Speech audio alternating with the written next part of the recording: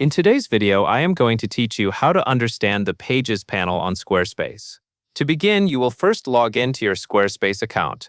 Go to your Squarespace site dashboard and make sure you are signed in so you can access the editing controls. Once you are in, take a moment to confirm you are on the main dashboard area where the menus and options are visible. Next, you will click Pages in the main menu. This is typically located along the top or left side depending on how your dashboard is arranged. When you select Pages, you should see a panel or list that shows all the pages you have created. This section is the center of page management, so it is important to open it before trying to change anything about navigation or visibility. Now that you are in the Pages panel, you will focus on identifying pages and understanding what each category means. In the Pages list, look for the section called Main Navigation.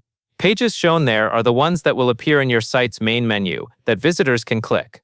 You are essentially looking at your public navigation structure, so these are the pages that visitors will see first. In the same Pages panel, you may also see pages under a section like Not Linked. This means the page exists, but it is not currently connected to your main menu. A page can be not linked because you want it hidden from the navigation, because you only plan to link to it from elsewhere, or because it is still in progress. This distinction is useful because it helps you build a tidy navigation without removing pages from your site entirely. After you understand which pages belong in main navigation and which are in not linked, the next part is reordering. This is where drag and drop becomes important. You will drag and drop pages to change the menu order. In other words, you will grab a page in the list and move it up or down. As you do this, watch for the menu order to update so you can see the effect of your changes. This helps you control the flow of the site, such as keeping your most important pages near the top. As you reorder, it is also a good idea to think about how visitors will move through your site. For example, your landing page and key sections usually deserve higher placement in the main navigation. Reordering in the Pages panel is the same place where you will manage those decisions, so it keeps everything organized. Finally, you will use the three-dot menu next to a page. Find the page you want to manage, then click the three-dot icon next to it.